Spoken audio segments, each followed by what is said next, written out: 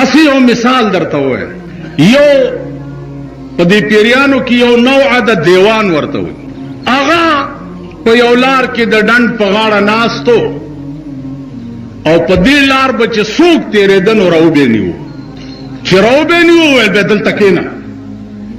چې کې به ناستو نو هغه ډنډ کې به چنډخ چې څنګه आवाज کوي هغه ټیر غوندې که نه چنډخانو आवाज خو به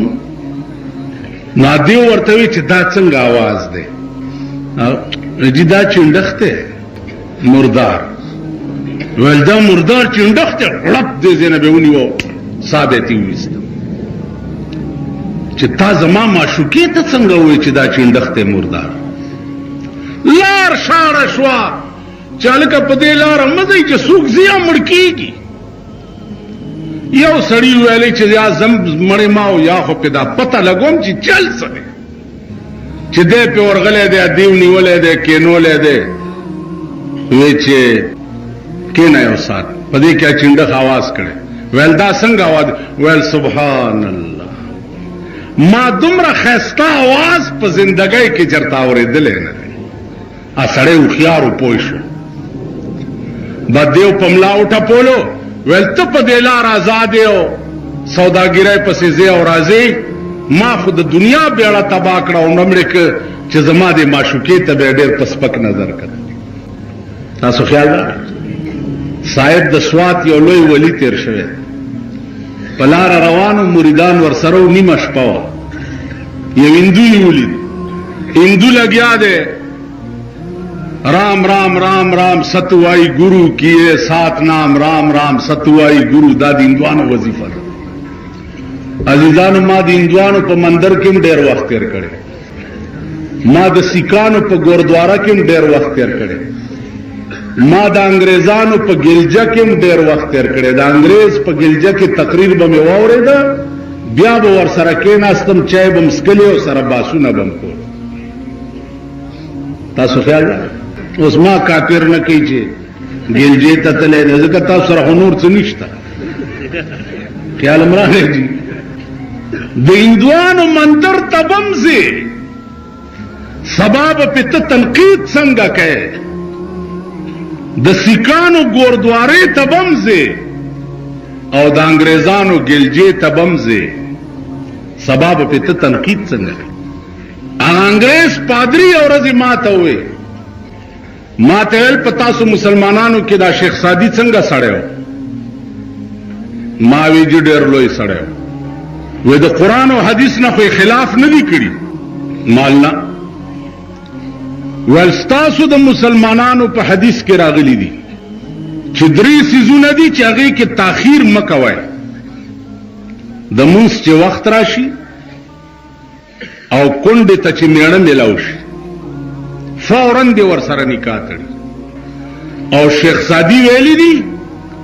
چې برای راست برو اگر چه دور باشد زن بیوا مکن اگر چه حور باشد کنډه ښځه مه کوه که د هورې غوندې ښایسته مي پیغمبر وی فوراً دی کنډه نکاح تړي او شیخ سادی وی کنډه مه کوه نو دا د حدیث نه خلاف نه دی کړي ستاسو شیخ سادی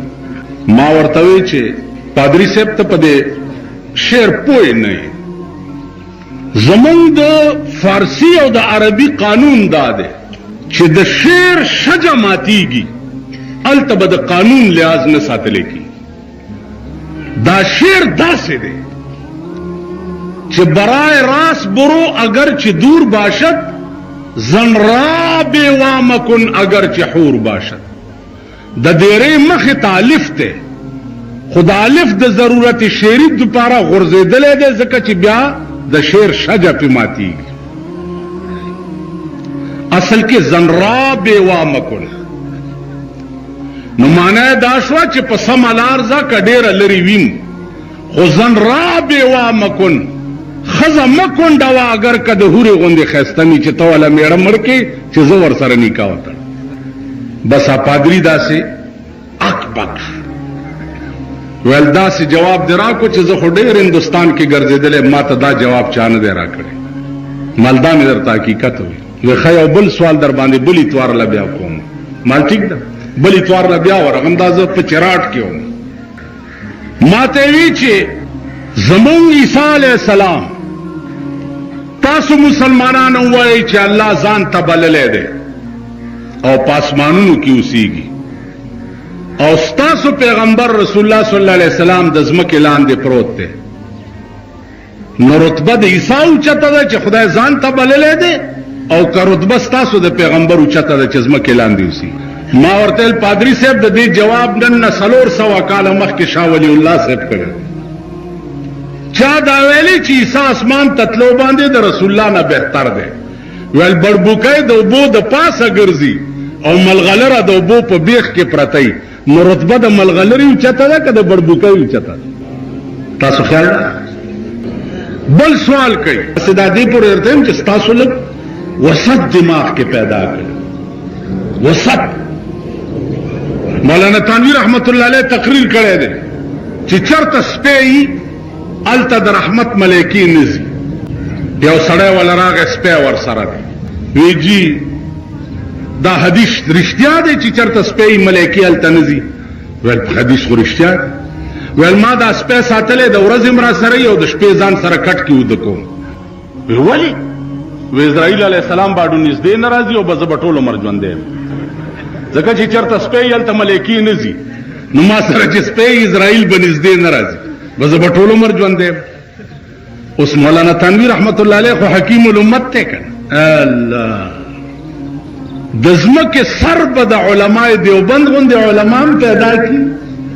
علما خو ډېر دي دا نن څه چې تاسو په دنیا کې ګورئ قسم په خدای دې زه په ټول عرب ملکونو کې ګرځېدلی په ټول عرب ملکونو کې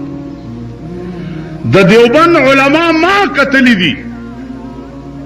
چې د مصر او د افریقې او د مکې او د مدینې علما به ورته داسې ولاړو او دیوبندي به ورته تقریر کولو